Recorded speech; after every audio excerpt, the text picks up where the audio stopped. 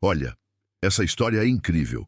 Era uma vez, em um lugar perdido, entre montanhas e florestas, uma velhinha chamada Rosalia. Imagine-a.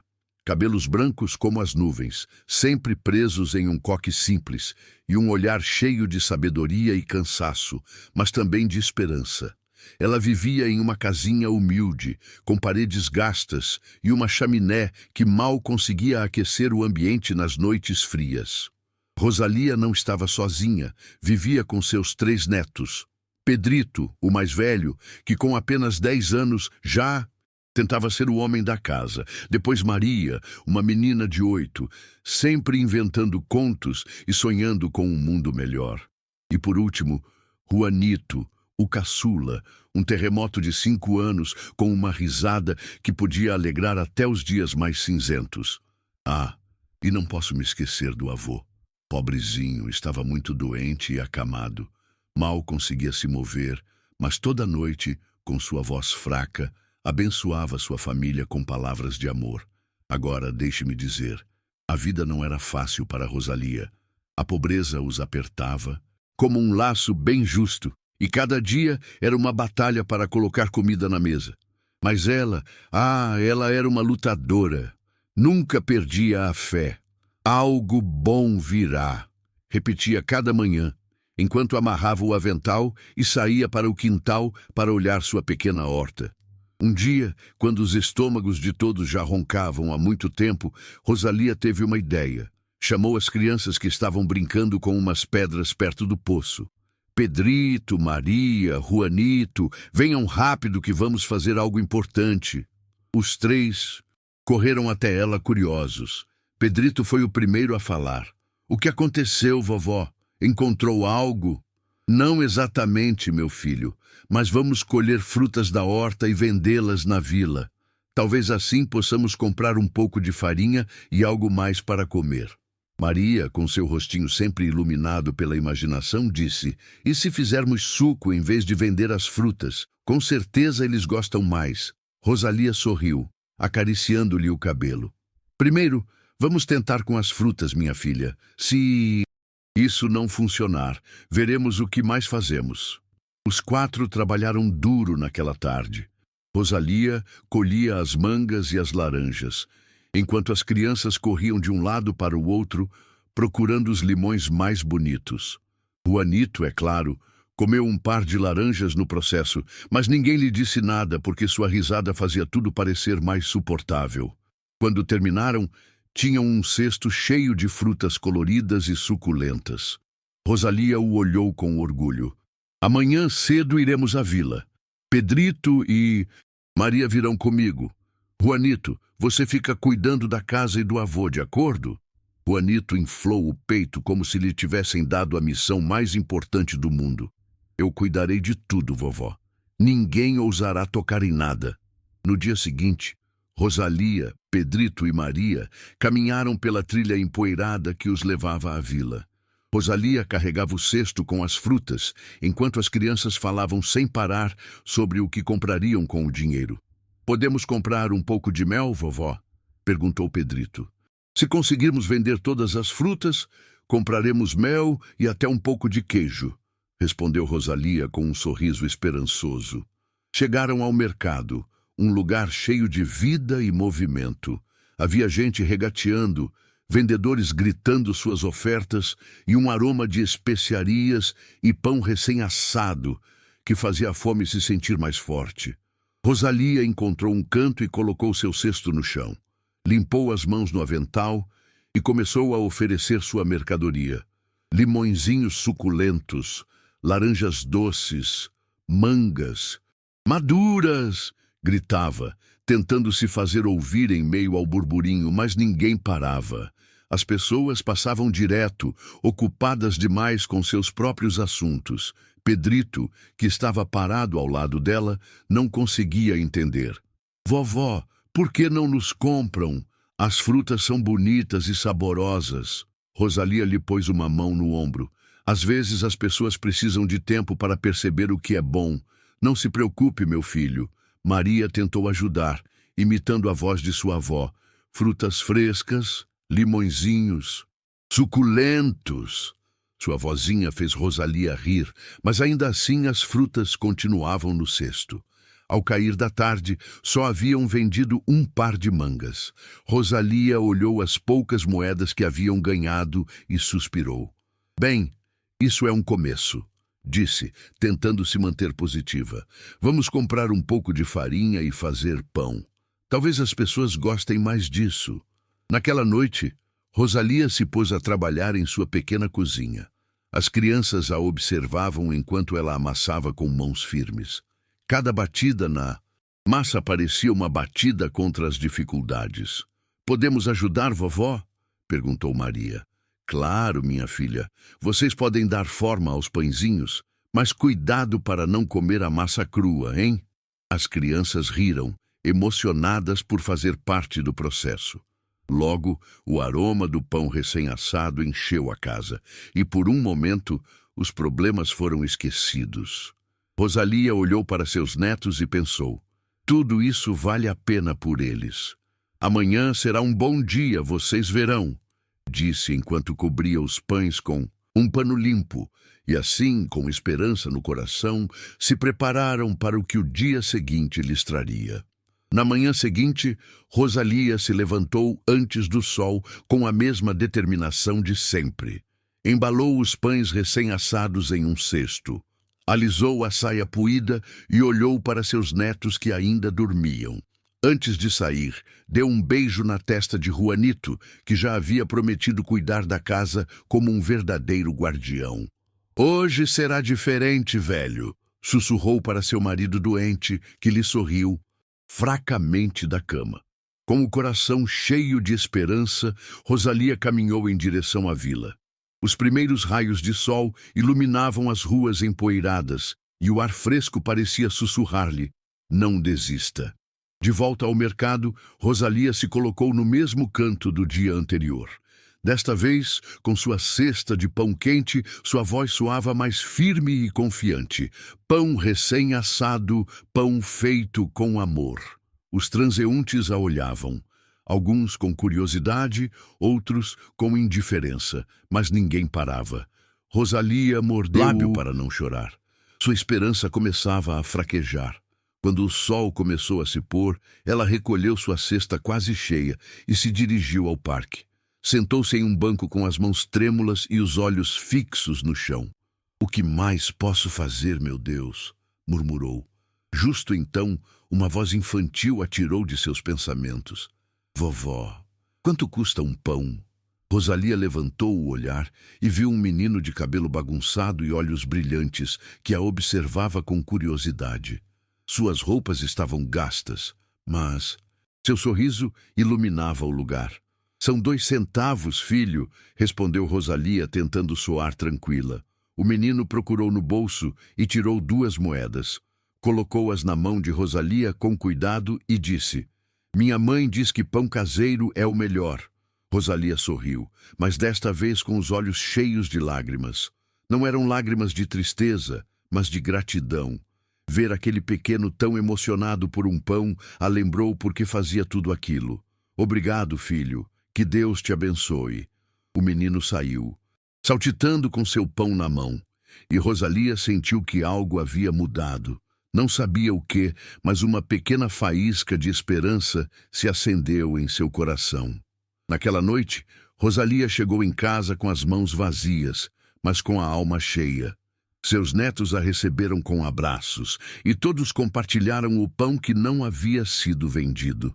Enquanto comiam, Rosalia lhes falou com um sorriso: "Hoje conheci um menino que me lembrou algo importante. Às vezes as coisas não saem como esperamos, mas sempre há motivos para seguir em frente." Pedrito, com sua seriedade de menino mais velho, a olhou e disse: "E se amanhã tentarmos outra coisa, vovó? Poderíamos cantar para atrair as pessoas?" Rosalia riu pela primeira vez em dias. "Talvez, Pedrito, talvez." No dia seguinte, Rosalia decidiu tentar algo novo. Já não levava pão nem frutas. Desta vez, saiu com o coração aberto e disposta a pedir ajuda. Caminhou pelas ruas da vila, repetindo com voz trêmula: "Por favor, uma moeda para uma pobre anciã. Mas resultado não foi diferente. A maioria das pessoas passava direto, algumas até a olhavam com desdém. Rosalia lutou contra as lágrimas enquanto apertava na mão as poucas moedas que havia conseguido. Quando o sol estava prestes a se pôr, encontrou outro mendigo sentado na esquina de uma rua. Sua aparência era ainda mais triste que a dela. "Boa tarde, senhora", disse o homem com uma voz rouca, mas amável. "Como tem passado?" Rosalia suspirou. "Não muito bem, na verdade. Mal consegui um centavo." O mendigo a olhou com olhos cheios de compaixão. "A senhora parece boa pessoa. Deixe-me ajudá-la de outra maneira." Tirou um papel amassado do bolso e escreveu um endereço. "Vá a este lugar e diga à senhora que mora lá que a senhora precisa de trabalho. Diga a ela que eu a enviei." Rosalia hesitou por um momento, mas o desespero foi mais forte. Agradeceu ao homem e, com o papel na mão, empreendeu o caminho para o endereço indicado. Quando chegou, encontrou-se diante de uma casa enorme com um jardim cheio de flores. Rosalia sentiu-se intimidada, mas reuniu toda a sua coragem e bateu na porta. Uma criada saiu e a olhou com curiosidade. "O que deseja a anciã?" "Preciso falar com a senhora da casa. É muito importante." A criada assentiu e desapareceu dentro da mansão. Pouco depois, uma mulher elegante com rosto sério, mas amável, apareceu na porta. "Em que posso ajudá-la?" perguntou sem perder a compostura. Rosalia lhe explicou tudo, como havia conhecido o mendigo e como ele a havia enviado àquela casa. Enquanto falava, algo chamou sua atenção, um retrato pendurado na parede da sala. "Esse é o homem que me enviou aqui", exclamou apontando para o quadro. A mulher ficou gelada. Seu rosto se encheu de incredulidade e emoção. "Isso não é possível. Esse é meu filho, mas ele morreu há 4 anos."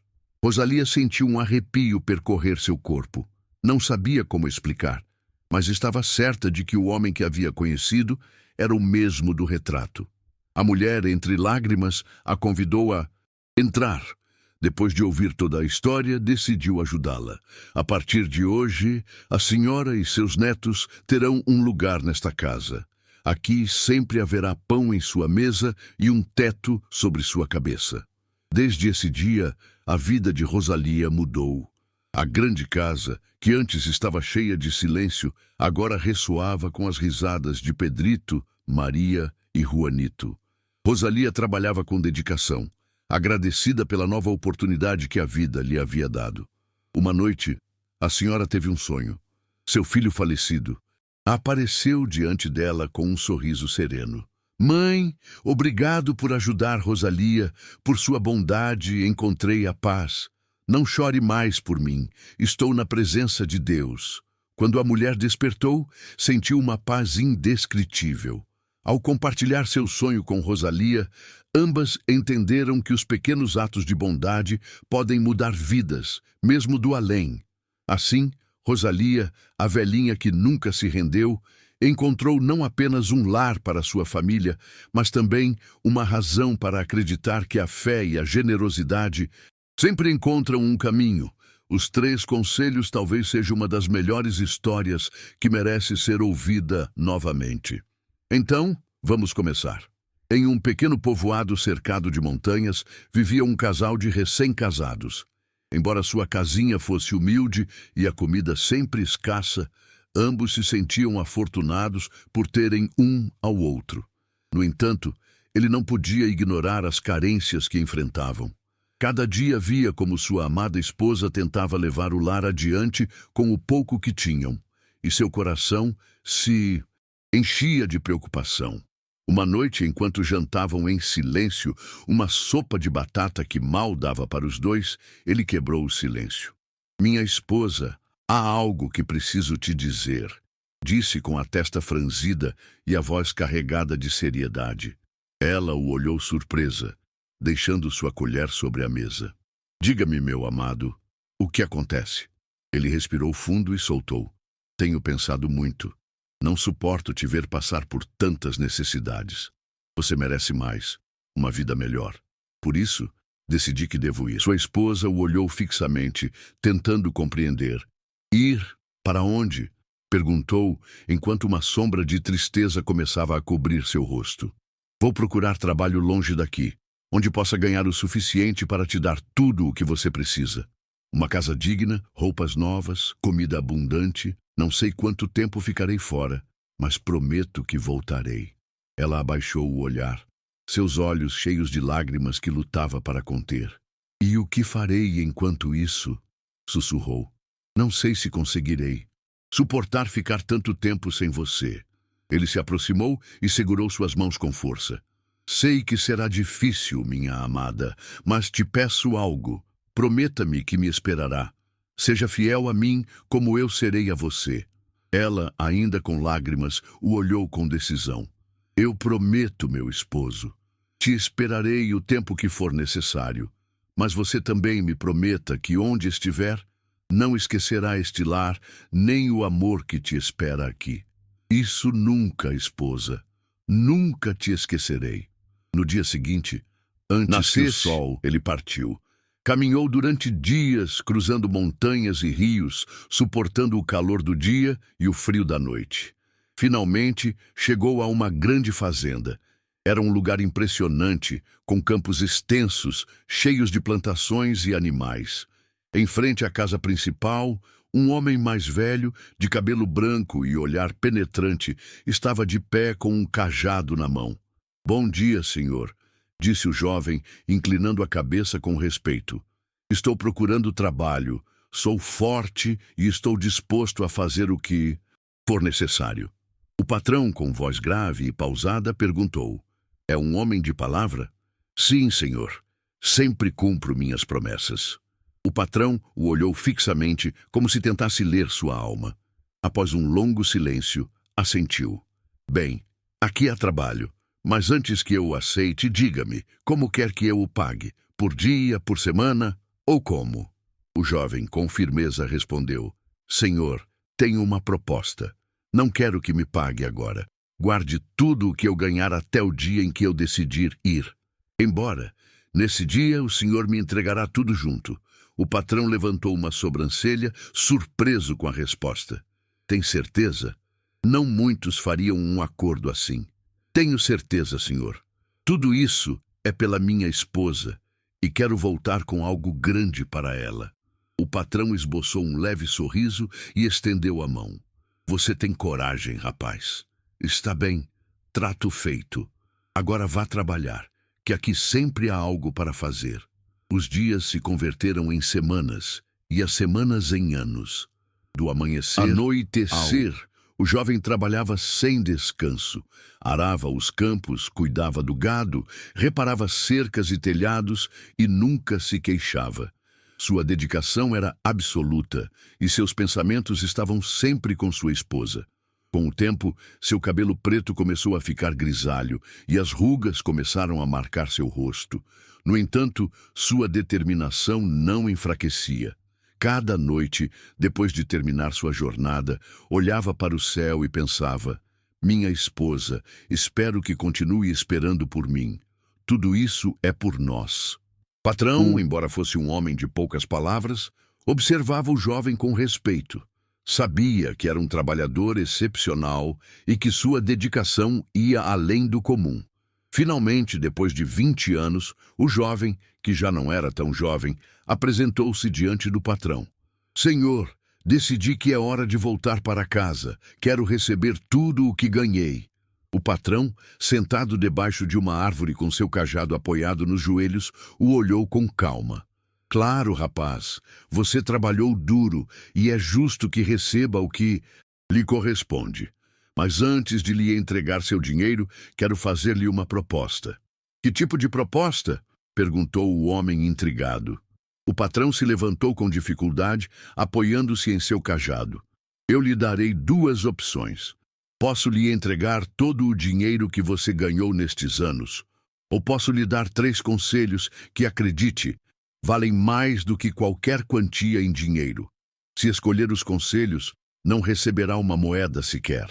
O jovem franziu a testa, confuso. 3 conselhos? Repetiu como se não pudesse acreditar no que ouvia.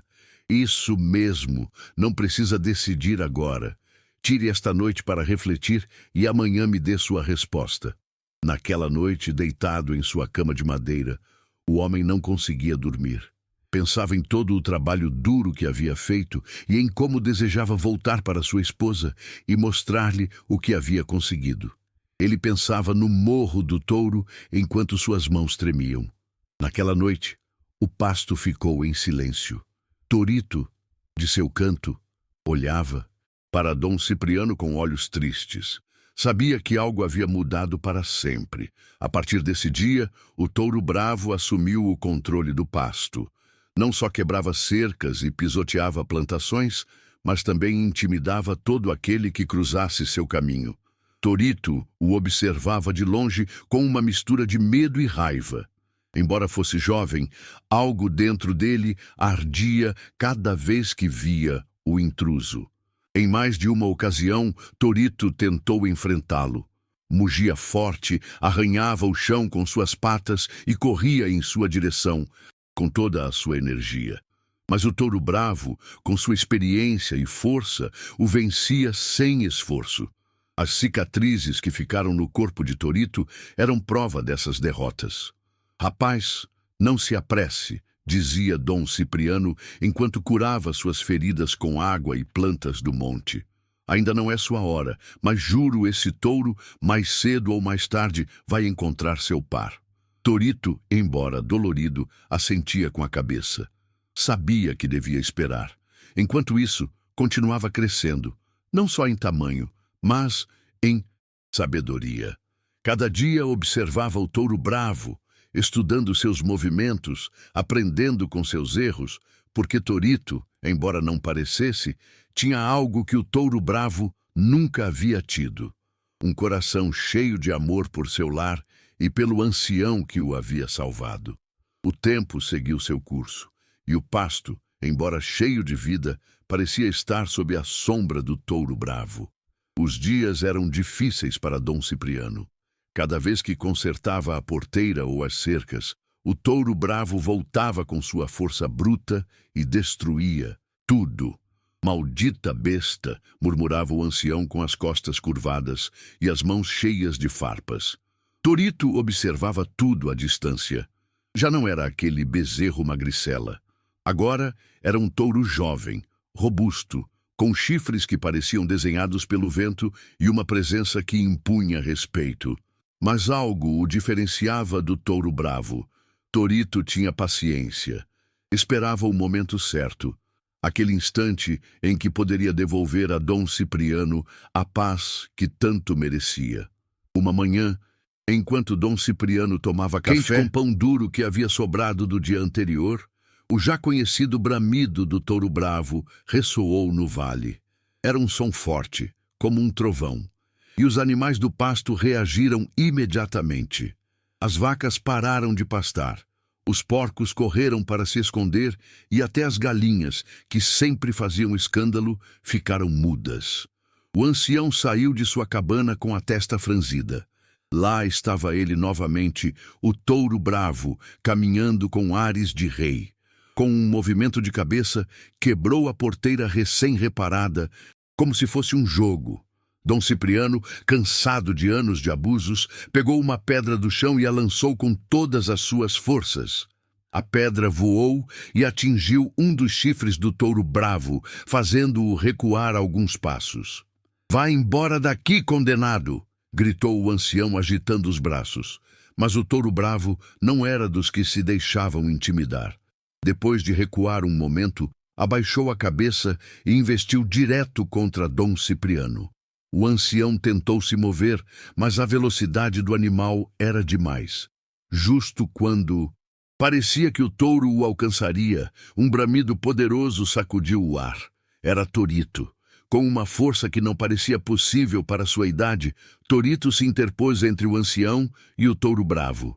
Seus olhos, cheios de determinação, olhavam fixamente para seu oponente. Parecia dizer: "Já chega, até aqui você chegou." O confronto começou sem aviso prévio. Os dois touros se chocaram com tanta força que o chão tremeu. A poeira se levantou em uma nuvem que cobriu todo o pasto, e os animais que até aquele momento olhavam de longe ficaram em completo silêncio. Ninguém queria perder o que estava acontecendo. Torito não era o mesmo touro inexperiente que havia perdido antes. Agora conhecia cada truque do touro bravo, e cada movimento seu era preciso e certeiro. O touro bravo, por sua vez, continuava sendo uma besta formidável, mas os anos lhe haviam roubado parte de sua força. Ainda assim, não se rendia. "Vamos, rapaz!"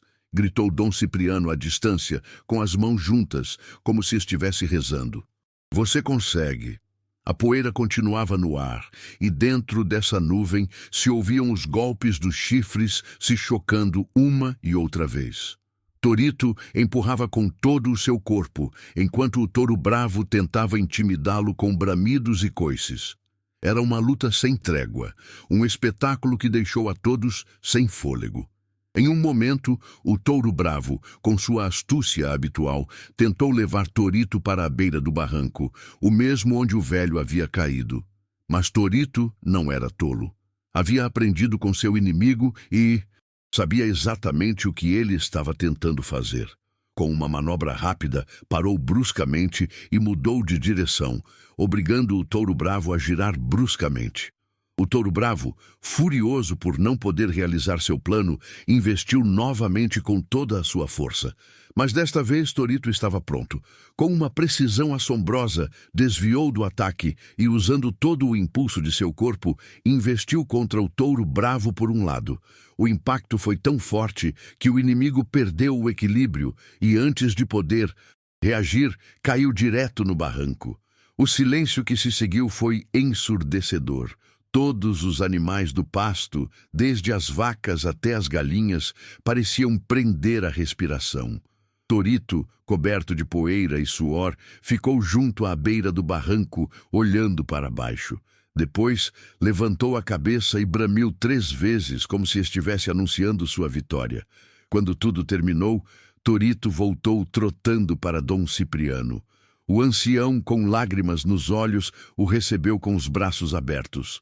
"Meu rapaz, eu sabia que..." "Você conseguiria!" exclamou, abraçando o touro como se fosse um filho. Torito, embora exausto, deixou que o ancião o acariciasse. Era um momento de triunfo, não só para ele, mas para todo o pasto.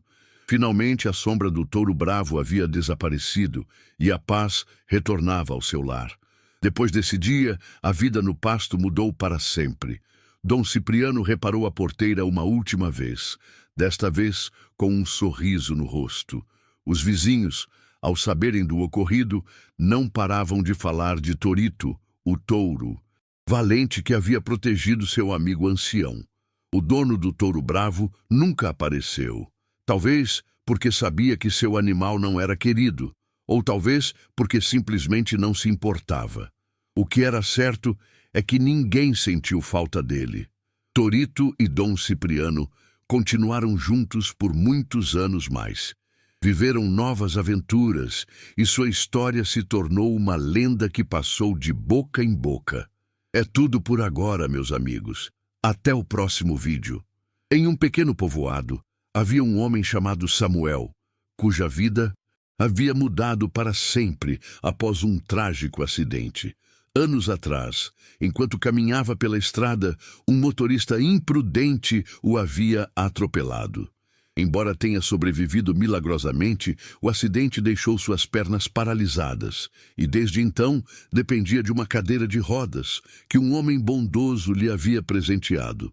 Samuel vivia com sua esposa em uma casinha humilde nos arredores do povoado. Não tinham filhos, mas sua companheira era seu maior apoio. Sem a possibilidade de trabalhar, Samuel havia tido que deixar o pequeno apartamento que alugavam na cidade. E desde então, sua vida se centrava em pedir esmolas. Cada manhã, sua esposa o levava ao final de um beco do povoado, onde ele colocava um velho frasco no chão, esperando que os transeuntes deixassem algumas moedas. À tarde, quando o sol começava a se pôr, ela voltava de seus trabalhos temporários e juntos retornavam para casa. A rotina do casal, embora difícil, se mantinha firme.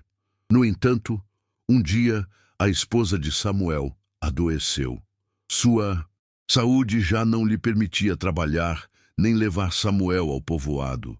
Ele então teve que aprender a se locomover sozinho, enfrentando o desconforto e os perigos do caminho. Com esforço e determinação, conseguiu seguir com sua rotina, embora cada dia parecesse mais longo e exaustivo. Uma tarde, enquanto Samuel esperava as últimas moedas para completar o jantar, notou um homem estranho se aproximando. Era um mendigo de aparência peculiar, com roupas gastas e uma velha mochila no ombro. O desconhecido sentou-se perto de Samuel com um suspiro pesado e falou com voz áspera, mas amável. Perdoe-me por sentar aqui, amigo. Estou muito cansado. Samuel, acostumado a compartilhar seu espaço com outros necessitados, respondeu com um sorriso. A rua é de todos. De onde você vem? De muito longe, respondeu o mendigo, olhando para o horizonte. E para onde você vai? Perguntou Samuel, intrigado. O homem encolheu os ombros. Não sei. Talvez passe a noite por aqui. Samuel, ao ver seu evidente esgotamento, tirou uma garrafa de água que guardava e a ofereceu. Tome, beba um pouco. Percebe-se que você tem sede. O mendigo pegou a garrafa e bebeu com avidez. Depois sorriu. Que delícia essa água! Mas, para ser sincero, algo para matar a fome me faria bem. Samuel o olhou com compaixão. Tirou de sua bolsa 2 pães, os únicos que tinha para aquela noite, e os ofereceu. Coma, amigo. É tudo o que tenho.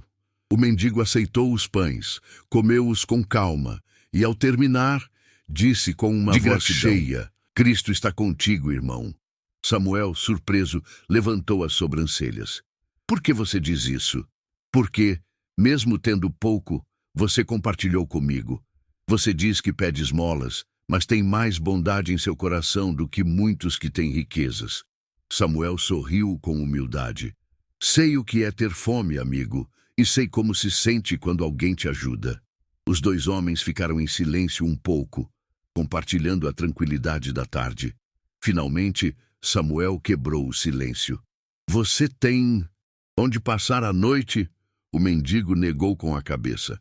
Não se preocupe, encontrarei algum canto.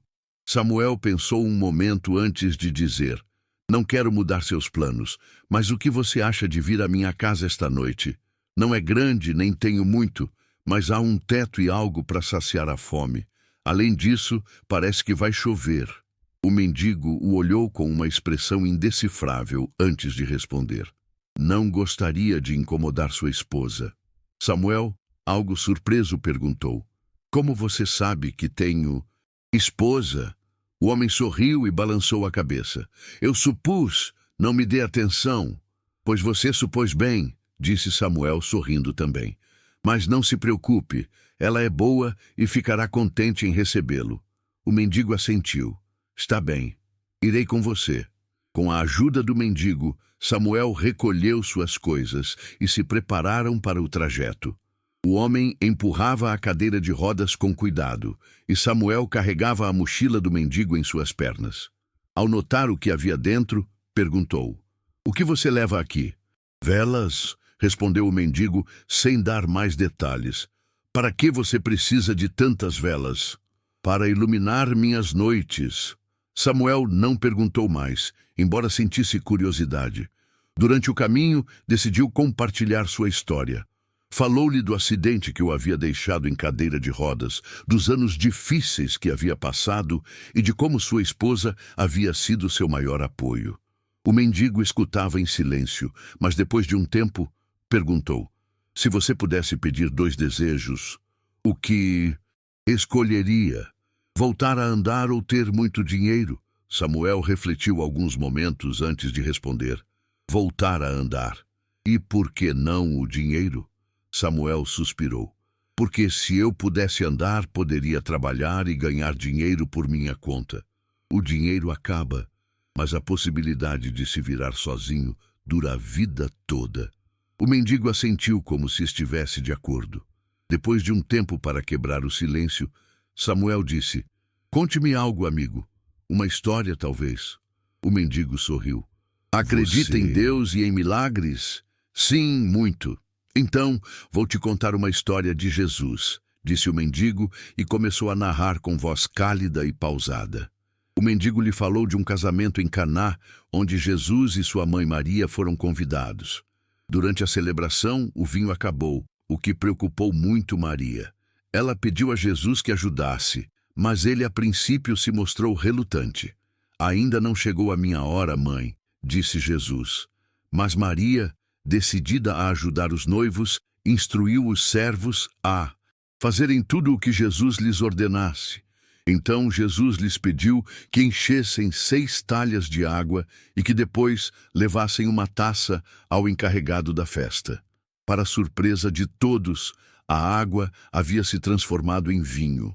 E não qualquer vinho, mas o melhor que haviam provado. Este foi o primeiro milagre de Jesus, concluiu o mendigo, e nos ensina que sempre podemos dar o melhor de nós para ajudar os outros. Samuel ficou pensativo. É uma boa história. Você tem outra? O mendigo sorriu. Sim, claro, mas é melhor continuarmos caminhando. A noite se aproxima. O caminho para a casa de Samuel estava cheio de histórias. Enquanto o mendigo empurrava sua cadeira de rodas, Samuel escutava com atenção a voz cálida de seu acompanhante, que parecia saber sempre o que dizer no momento certo. Quando terminaram a primeira história, Samuel pediu outra, e o mendigo, após uma breve pausa, continuou. Outro dia, começou o mendigo, Jesus e seus discípulos viajaram para uma terra chamada Samaria, onde pararam em um velho poço de água. Enquanto os discípulos iam comprar comida, Jesus ficou sozinho. Então, chegou uma mulher samaritana com um cântaro em suas mãos. Samuel, intrigado, interrompeu. Por que isso é importante? O que essa mulher tem de especial? Naquele tempo, explicou o mendigo, os judeus e os samaritanos não se davam bem. Era estranho que falassem entre si, mas Jesus não fazia distinções. A mulher se surpreendeu quando Jesus lhe pediu água. Como podes me pedir tal coisa, sendo tu judeu e eu samaritana? Ela perguntou. Jesus respondeu com calma. Se soubesses quem sou, me pedirias a água viva que tira a sede para sempre.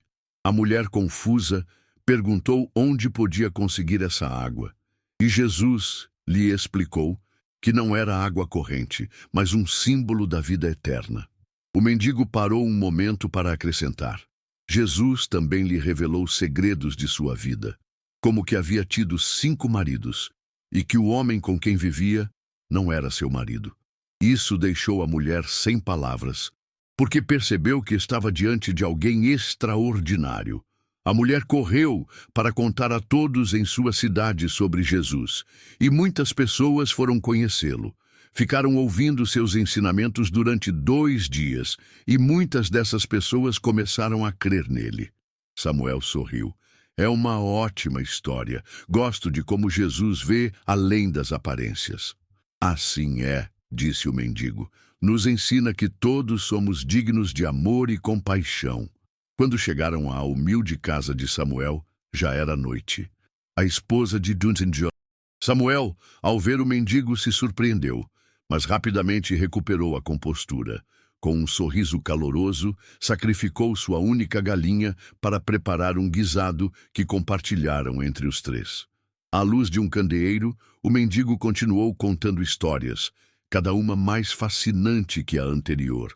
Narrou como Jesus perdoou um homem rico chamado Zaqueu e o ajudou a mudar sua vida, ensinando-lhe o valor do arrependimento e da generosidade. Samuel e sua esposa escutavam com atenção, encantados pelas palavras do mendigo. Ao terminar o jantar, este lhes disse: pode ser que amanhã, quando acordarem, eu já não esteja aqui. Não se preocupem, devo seguir meu caminho. Aqui lhes deixo estas velas para que iluminem suas noites. Os esposos lhe agradeceram e prepararam um leito simples para que o mendigo descansasse. Na manhã seguinte, os primeiros raios do sol iluminaram a pequena casa. Samuel acordou cedo, como sempre, mas notou algo estranho. Escutou o canto dos pássaros e, por um momento, sentiu uma energia que não havia experimentado em anos. Chamou sua esposa para que o ajudasse a sentar em sua cadeira de rodas, mas quando tentou se mover para a beira da cama, algo incrível ocorreu. "Mulher!" gritou Samuel com voz trêmula. "Minhas pernas se movem!" Ela o olhou incrédula enquanto ele se levantava lentamente da cama. As lágrimas rolaram por suas bochechas ao ver seu esposo de pé pela primeira vez em anos. "Samuel, você está andando!" exclamou, cobrindo a boca com as mãos. Samuel não pôde conter a emoção. Caminhou até a cadeira de rodas, olhou-a com assombro e depois levantou a vista para a cama onde o mendigo havia dormido. Estava vazia. O mendigo havia partido. Samuel e sua esposa se abraçaram, chorando de alegria. A vida lhes havia dado um milagre. A partir desse dia, Samuel recuperou a capacidade de andar. Não só isso, mas também encontrou trabalho e sua vida e a de sua esposa melhoraram consideravelmente. A história do mendigo e das velas se tornou uma lenda. No povoado, um lembrete de que a bondade e a fé podem trazer milagres inesperados. E assim, Samuel e sua esposa viveram felizes, sempre lembrando do estranho que lhes havia ensinado o verdadeiro significado da generosidade e da esperança. Espero que esta história tenha tocado seu coração. Até a próxima.